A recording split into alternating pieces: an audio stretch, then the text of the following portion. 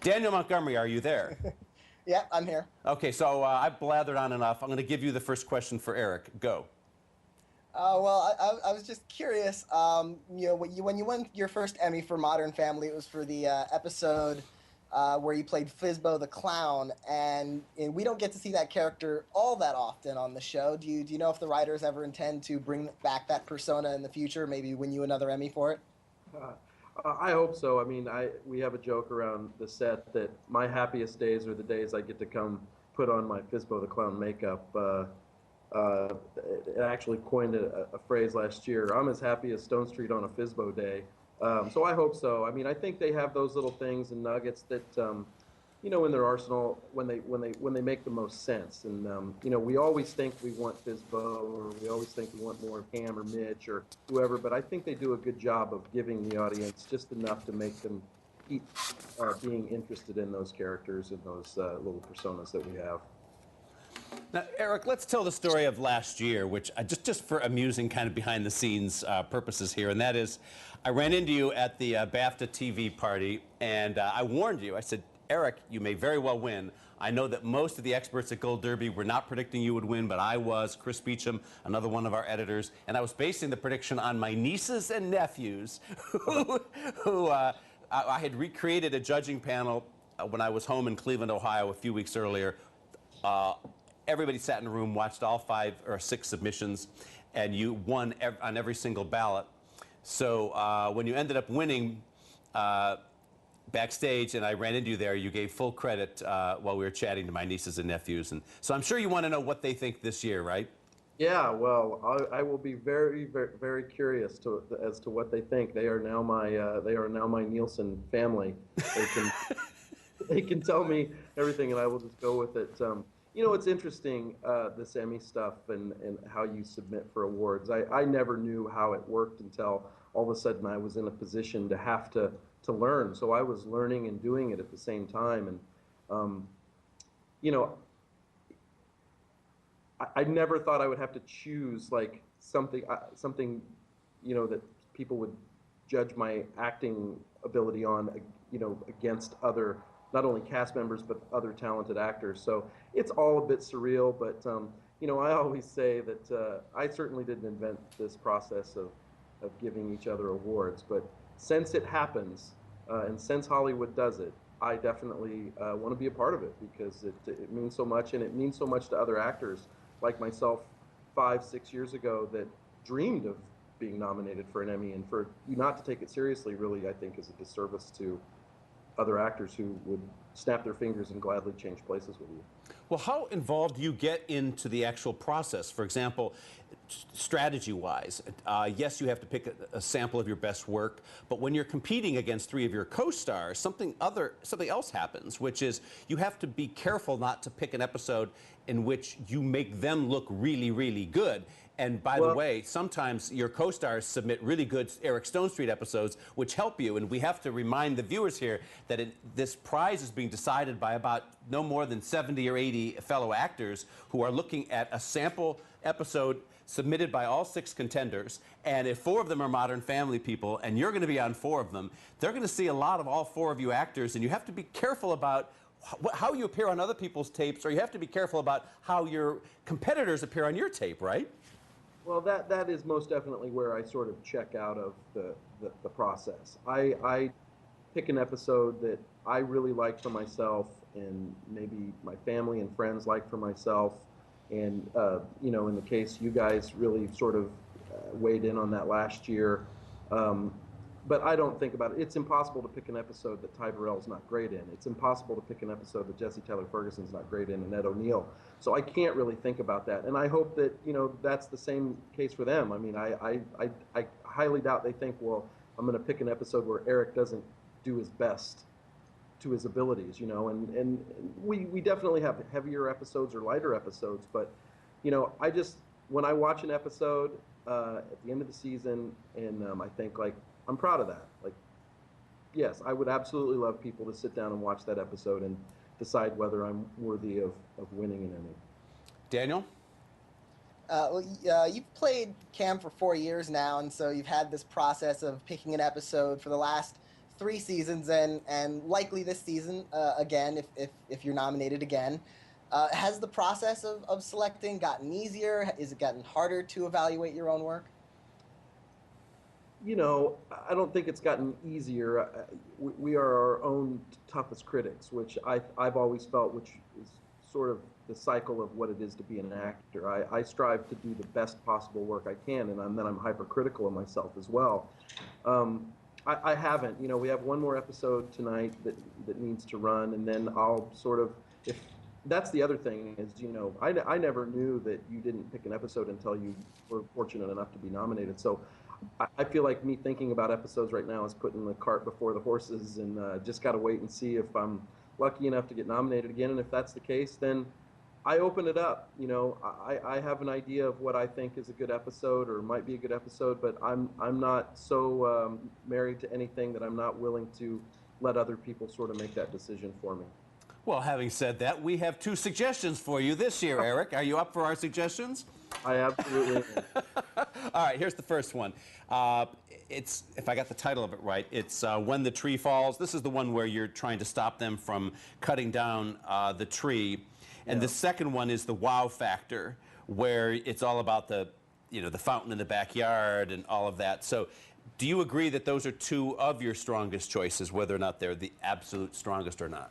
Yeah, well, I think anytime, you know, I get to don a costume of some sort, which when in the Tree Falls, I got to be in a Fizbo-esque costume, and hats off to the wardrobe department in that. That was an amazing costume and makeup job and hair wig and all that. Of course, that sticks out in my mind. I really liked this episode that was on 2 weeks ago at the bowling alley called My Hero. I felt like I, you know, sort of got to do the things that I enjoy doing the most in that episode, having, you know, sincere moments with Jay and having a physical, you know, fall. I love falling, and I love challenging myself to always do a good fall. I like that episode, and the wow factor I thought was great. That was a funny episode to shoot, and a real fun episode. That was that water in my face and all that stuff was great. I agree with it. Listen, I will yield at some point to people that are smarter than me. Well, no one's saying we're smarter, but we certainly obsess a lot about this. Daniel, you have a question? Yeah, I was just going to ask you about that recent episode where Cam became jealous about one of Mitchell's ex-boyfriends. We haven't learned all that much about Cam's own romantic history on the show, though. Do you think we're going to get a glimpse into that anytime? Yeah, I think so. We've always joked about what Cam's background is. You know, I've always sort of pitched that Cam was just a real man's man. You know, just his dating history is pretty extensive. He's been down each road multiple times, but they'll come up with a great story there, I'm sure, at some point. But I definitely would love to find out. You know, we've hinted at it in interviews about girls that I was maybe with at times in my past, but and then we had the small little reference that I went out on one date with Pepper when Princess Diana had just passed away. I was lost at sea. Wow. What were some of your other favorite moments from this year, Eric?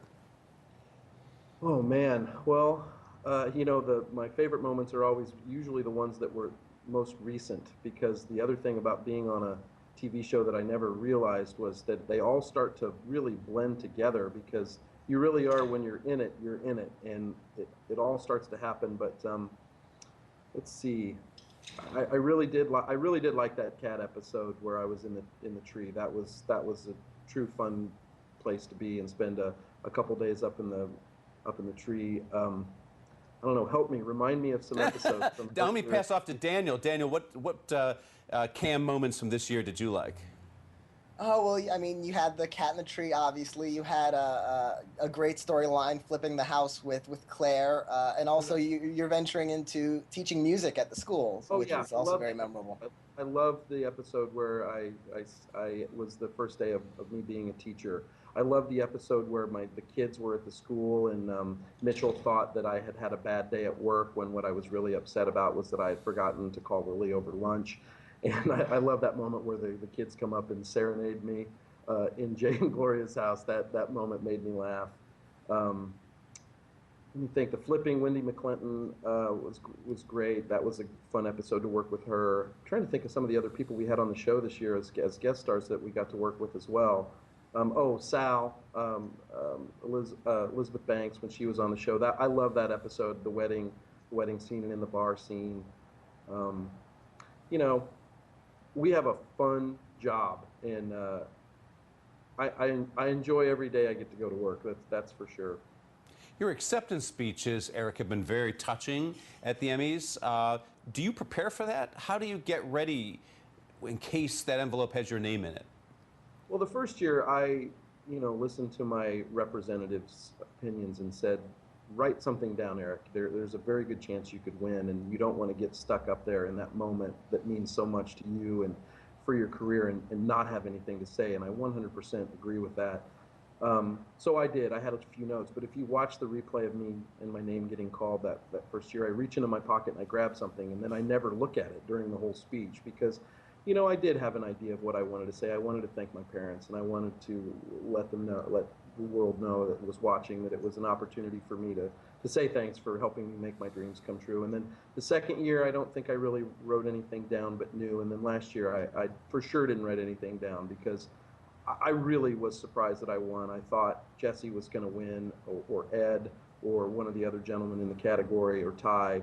But I was truly caught off guard. So last year I really just kind of spoke from the heart, which was that I wanted to acknowledge Jesse and say thanks to him, and that I also wanted to send a message to actors that, I was doing exactly what you're doing 3 years ago.